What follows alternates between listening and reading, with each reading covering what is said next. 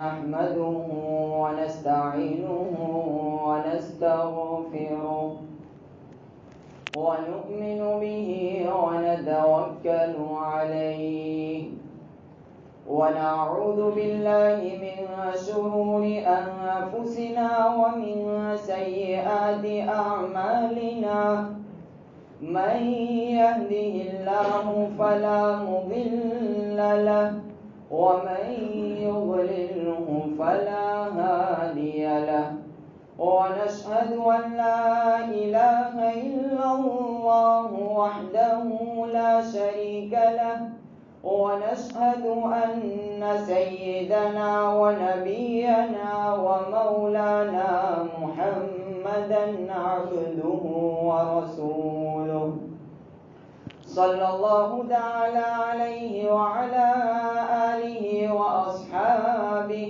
وبارك وسلم تسليما كثيرا كثيرا أما بعد فأعوذ بالله من الشيطان الرجيم بسم الله الرحمن الرحيم ألم تر كيف فعل ربك بأصحاب الفيل ألم يجعل كيدهم في تضليل وأرسل عليهم طيرا أبابيل ترميهم بحجارة من سجيل فجعلهم كعصف مأكول صدق اللہ العظیم۔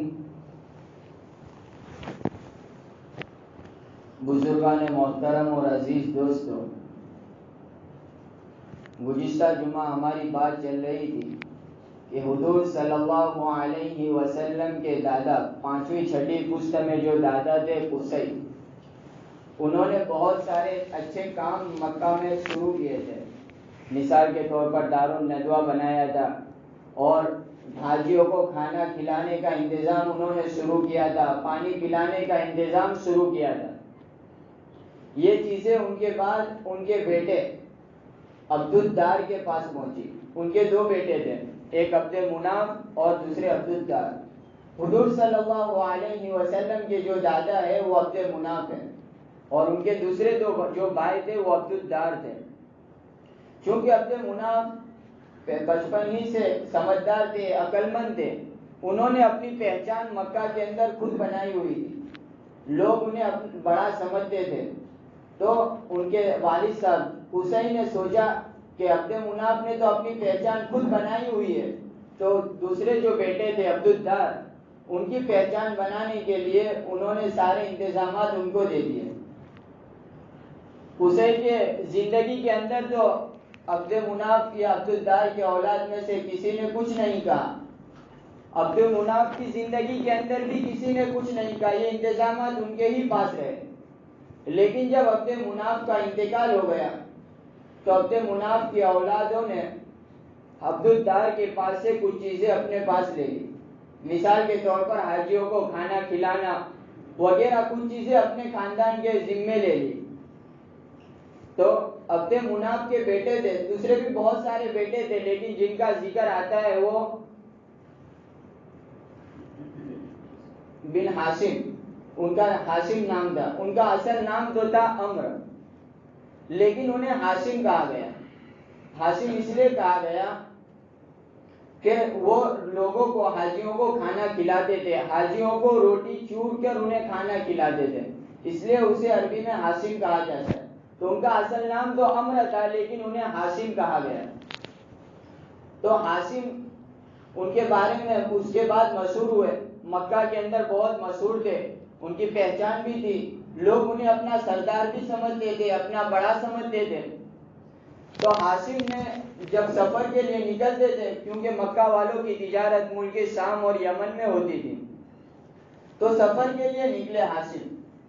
تو سفر کے اندر راستے میں مدینہ منورہ، جسے اس زمانے میں یثرب کہا جاتا تھا، کہ وہاں وہ کچھ دن کے لیے قیام کیا۔ وہاں جب انہوں نے قیام کیا تو وہاں ایک عورت حضرت سلمہ سے انہوں نے نکاح کیا۔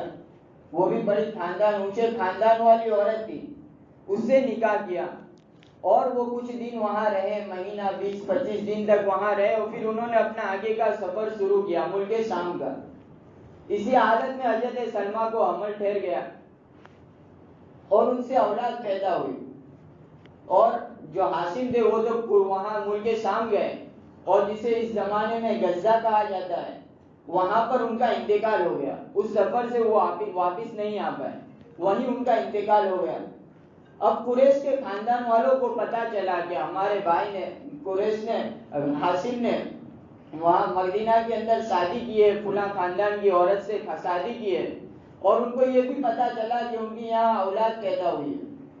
تو کچھ 8-9 سال کے جب ان کے بیٹے ہوئے، ان کے بیٹے اولاد پیدا ہوئی، وہ پیدائشی طور پر ان کے سر کے اندر کچھ بال سفید تھے، تو عربی میں سفید یعنی انہوں نے کہا شیبہ، شیبہ کہتے ہیں بوڑھے کو، بوڑھے آدمی کے سفید بال ہوتے ہیں، تو ان کی والدہ نے ان کا نام شیبہ رکھا۔ اب جب اپنے ہاشم کے بھائی کو جب پتا چلا، مطلب جن کا نام تھا کہ اولاد ہے، بچہ بڑا بھی ہو گیا ہے، تو انہوں نے سوچا کہ اپنے بھائی کے بیٹے کو یعنی بھتیجے کو مکہ لے کر آئے، کیونکہ ہاشم جو تھے وہ بڑے خاندانی قسم کے لوگ ساتھ تھے، ان کی پہچان تھی، ان کا ایک مرتبہ تھا، تو ان کی اولاد بھی مکہ میں رہے گی تو ان کا بھی مرتبہ بڑھے گا۔ تو وہ مدینہ کے اندر گئے، مطلب جب مدینہ کے اندر پہنچے تو انہوں نے یہاں مکہ کے لوگوں کے اندر ایک خاص بات تھی کہ وہ لوگوں کو دیکھ کر پہچان لیتے تھے کہ کس خاندان کا آدمی ہے۔ کسی کے پیر دیکھ لیے، پیر کو دیکھ کر پہچان لیتے تھے کہ فلاں کا بیٹا ہے، ہاتھ کے پوروے کو دیکھ کر پہچان لیتے فلاں خاندان کا ہے، پیر کے نشان کو دیکھ کر پہچان لیتے تھے کہ یہاں سے ابھی یہ آدمی گیا ہوا ہے۔ یہ خوبی تھی ان کی۔ تو انہوں نے وہاں شیبہ جو تھے وہ مدینہ کے باہر کھیل رہے تھے، تو انہوں نے مطلب نے پہچان لیا کہ یہ میرے بھائی کا بیٹا ہے، یہ میرا بھتیجا ہے۔ انہوں نے اپنے ساتھ لے جانے کے لیے کہا کہ میں مکہ سے تجھے ساتھ لینے کے لیے آیا ہوں، کیونکہ وہ ابھی 8-9 سال کی ان کی عمر تھی، تو انہوں نے کہا میں اپنی والدہ کی اجازت کے بغیر نہیں آ سکتا۔ تو ان کی والدہ کے پاس، حضرت سلمہ کے پاس گئے، اور انہوں نے بھی پہلے انکار کیا، لیکن انہوں نے کہا کہ ان کی بڑی عزت ہے، آپ کا بیٹا اگر وہاں جائے گا، یہاں گمنامی کے اندر اس کی زندگی ختم ہو جائے گی، مکہ میں جائے گا، مکہ میں اسے ایک مرتبہ ملے گا۔ تو انہوں نے اجازت دے دی کہ میرے بیٹے کو آپ ساتھ میں لے جائیں۔ تو مطلب ان کو لے کر اونٹ کے اوپر سوار ہو کر مدینہ میں آئے۔ جب مدینہ کے لوگوں نے دیکھا کہ مطلب ساتھ میں ایک بچے کو لے کر آ رہے ہیں، تو سمجھے کہ غلام خرید کر آئے، کیونکہ مکہ کے دوسرے لوگوں کو یہ بات پتہ نہیں تھی۔ پہلی مرتبہ دیکھا تو سمجھے کہ غلام خرید کر آئے، تو سب نے کہا عبد المطلب یعنی مطلب کا غلام۔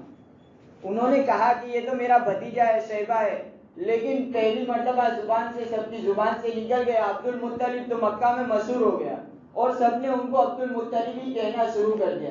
جیسے ہمارے یہاں بھی ہوتا ہے، بچپن میں کسی کا نام منا رکھ دیا یا کچھ اور رکھ دیا، تو بڑا ہو کر بھی وہ منا ہی رہتا ہے، اسے لوگ منا ہی کہتے، چاہے وہ کتنا ہی کہے کہ میرا نام یہ، لیکن وہ منا سے ہی مشہور ہو جاتا ہے۔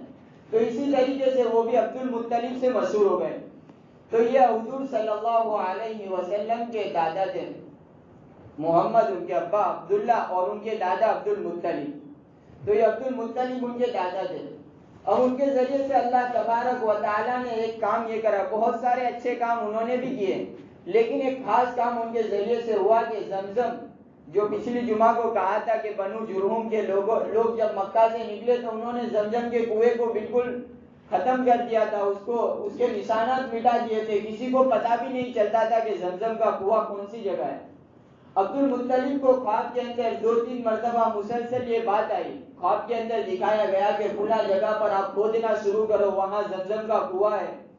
تو انہوں نے پھر لوگوں کو کہا، 2 روایت ہے، ایک روایت میں کہ انہوں نے لوگوں کو کہا، ایک روایت میں کہ انہوں نے خود کھودنا شروع کر دیا۔ تو انہوں نے لوگوں کو جب کہا تو لوگوں نے ان کی نہیں مانی، انہوں نے خود اپنی محنت سے شروع کیا۔ کچھ دیر کے بعد، کچھ دنوں کے بعد اس کے اندر سے ایک ہرن نکلا، جو بیت اللہ کو اس زمانے میں کسی نے سونے کا ہرن دیا تھا، کہ وہ ہرن اسی شکل کے اندر نکلا، تو وہ بھی نکلا۔ پھر لوگوں کو پتا چلا کہ یہ کنواں ہی ہے، لوگ اس کے بعد ان کی مدد کرنے کے لیے آئے، لوگوں نے کہا ہمارا بھی حصہ رہے گا۔ عبد المطلب نے کہا کہ یہ بات اللہ تبارک و تعالیٰ مجھ سے ہی کروانا چاہتے، اس میں کسی کا حصہ نہیں رہے گا، زمزم کا کنواں کہ یہ میرے ہی حصے میں رہے گا۔ لوگوں نے مانا، اس وقت کچھ آپس میں جھگڑا بھی ہوا. اس وقت حضرت عبد المطلب نے قسم کھائی تھی, منت مانی تھی کہ اگر میرے 10 بیٹے ہوئے اور 10 بیٹے بڑے ہو گئے تو میں اپنے ایک بیٹے کو اللہ کے نام پر قربان کروں گا. یہ بات تو ہو گئی. انہوں نے کنواں کھودا, کنواں نکلا, زمزم کا کنواں بھی ہو گیا مکہ کے اندر. اس کے بعد پھر ایک واقعہ اور پیش آیا. وہ واقعہ یہ ہوا کہ عبد المطلب کے زمانے کے اندر حضور صلی اللہ علیہ وسلم کی پیدائش سے تقریباً 50 یا 55 دن پہلے کہ یمن کا ایک بادشاہ تھا کہ اس نے مکہ کے بیت اللہ کے اوپر حملہ کرنا چاہا. ہوا یہ تھا کہ مکہ کے اندر بیت اللہ تھا, لوگ بیت اللہ کی عبادت کرتے تھے, لوگ بیت اللہ میں طواف کرنے کے لیے آتے تھے, اور اس زمانے میں کفاروں نے وہاں بت رکھے ہوئے تھے, حج کرنے کے لیے آتے تھے. اس نے دیکھا کہ یہاں یہ جو بیت اللہ ہے کہ اس کی بہت عظمت ہے لوگوں کے دلوں کے اندر, اور خاص کر کے عرب لوگ جو ہے اس کی بہت عظمت ہے ان کے دلوں میں. تو یمن کا یہ بادشاہ تھا. تو عام طور پر یہ ہوتا ہے کہ جب کوئی آدمی سیاسی طور پر کامیاب ہوتا ہے تو وہ سوچتا ہے کہ مذہبی رہنمائی, مذہبی طور پر بھی جو چیزیں وہ بھی میرے قبضے میں آ جائے. تو اس نے بھی یہی سوچا کہ مکہ میں جو گھر ہے اس سے اچھا میں گھر یمن میں بناؤں. تو اس نے ایک اچھا گھر بنایا, اس سے اچھی شکل کا, اچھی صورت کا, اس کے اوپر بھی اس نے پردہ لگایا. اب بنا تو دیا, اس نے سوچا کہ لوگ ادھر بھی آئیں گے طواف کرنے کے لیے, حج کرنے کے لیے, تاکہ یمن کا ایک مرتبہ بڑھ جائے گا, میرا مرتبہ بڑھے گا. تو وہاں جب آئے اس نے مکان تو بنا دیا, لیکن جو مکہ کے لوگ تھے, قریش کے لوگ تھے, وہ لوگ سفر کرتے تھے, شام کا سفر کرتے تھے تجارت کی وجہ سے, اور یمن کا بھی کرتے تھے. تو قریش کے کچھ لوگ اس زمانے میں یمن میں گئے تھے تجارت کی وجہ سے. جب وہاں گئے, یہ مکان بھی بن گیا تھا, تو قریش کے کچھ لوگ وہاں کچھ آگ جلا رہے تھے یا کچھ کر رہے تھے, تو اس میں سے ایک چنگاری نکلی اور اس مکان کو لگ گئی, تو پورا مکان وہیں ختم ہو گیا. اب ابرہہ کو یہ ہوا, جو بادشاہ تھا یمن کا, اس نے سوچا کہ ان لوگوں نے جان بوجھ کر اس گھر کو آگ لگائی ہے, خاندان قریش نے. تو اس نے ارادہ کیا کہ اس بیت اللہ کو میں ختم کر دوں گا. اور ایک روایت یہ بھی ہے کہ قریشی کا کوئی آدمی تھا وہاں پر, اس نے دیکھا کہ اس نے ایک مکان بنایا ہے بیت اللہ کی طرح, اور وہ یہاں لوگ طواف کرنے کے لیے آئے. تو اس نے سوچا, ایک مرتبہ رات کو گیا اور اس مکان کے اندر, اس کمرے کے اندر غلاظت کر دی, ٹوائلٹ کر دی, اور وہ ساری دیواروں کے اوپر لگا دی. اور اس کے ذریعے سے اس نے اشارے میں اسے اشارہ کر دیا کہ تیرا جو مکان ہے وہاں کوئی عبادت کے لیے نہیں آئے گا, یہ مکان تو ٹوائلٹ کے قابل ہے. تو اس کو غصہ آیا. اب اس کو جب غصہ آیا ابرہہ کو, تو وہ 60,000 کا لشکر لے کر بیت اللہ کو ختم کرنے کے لیے آیا. 60,000 کا لشکر, اور اس کے اندر ہاتھی بھی کچھ تھے. ایک روایت کے مطابق 9, 11 اور 13, 3 روایتیں ملتی ہیں, اتنے ہاتھی وہ ساتھ میں لے کر آیا. جب مکہ کے قریب پہنچا تو ایک مقام کے اوپر اس نے قیام کیا, وہاں رکا. اور عام طور پر جب کوئی حکومت کسی دوسرے شہر کے اوپر حملہ کرتی ہے تو ان کی کچھ چیزیں قبضہ کرتی ہے, تاکہ وہاں کے لوگ آئے اور پوچھے کیا بات ہے, اس کے بعد آپس میں بات چیت ہوتی ہے, پھر حملہ ہوتا ہے. تو انہوں نے مکہ والوں کے جو اونٹ چل رہے تھے ان کو اپنے قبضے میں کر لیے. یہاں عبد المطلب کو پتا چلا کہ ابرہہ لشکر لے کر آیا ہے, 60,000 کا لشکر ہے, ہاتھی بھی ہے, اور مکہ میں کوئی ہاتھی کو اس زمانے میں پہچانتا نہیں تھا, اس لیے کہ وہ تو رن پردیش تھا, تو وہاں تو ہاتھی نہیں ہوتے, وہاں اونٹ ہوتے ہیں. ہاتھی تو جنگلوں کے اندر رہتے ہیں. تو ہاتھی دیکھ کے لوگ گھبرا گئے. عبد المطلب نے لوگوں کو کہا کہ آپ سب مکہ کو خالی کر دو. تو مکہ کو خالی کر کے وہ لوگ چلے گئے کسی دوسری جگہ, وہاں قیام کیا مکہ سے کچھ دوری کے اوپر. عبد المطلب گئے ابرہہ کے پاس, تو ابرہہ سمجھا کہ یہ میرے پاس آئے ہوں گے کہ حملہ مت کر, یہ مت کر. تو کہا کہ بتاؤ کیا بات ہے, کیوں آئے. تو کہا کہ میرے اونٹ آپ کے سپاہیوں نے قبضہ کر لیے, مجھے میرے اونٹ دے دو. 200 اونٹ اس میں عبد المطلب کے تھے. تو کہا کہ آپ کیسے آدمی ہو, آپ کو پتا نہیں میں کس نیت کے ساتھ آیا ہوں. تو کہا کہ میں تو بیت اللہ کو ختم کرنے کے لیے آیا ہوں. تو عبد المطلب نے اس وقت کہا انا رب الابل, کہ میں تو اونٹوں کا مالک ہوں, وللبیت رب, اور اس گھر کا ایک مالک اور ہے, وہ جانے اور تو جانے, میں تو اونٹوں کا مالک ہوں, مجھے میرے اونٹ واپس دے دو. تو حضرت وہ ابرہہ نے ان کے اونٹ واپس دے دیے, وہ چلے گئے. اب اس نے ارادہ کیا کہ اب بیت اللہ کو میں ختم کر دیتا ہوں. جب ارادہ کرنے کے لیے آگے بڑھا تو اونٹوں کو فرشتوں نے یا پتہ نہیں فرشتے ہاتھی آگے بڑھنے کا نام ہی نہیں لے رہے. بہت مارا اس کو لیکن وہ آگے نہیں بڑھ رہے.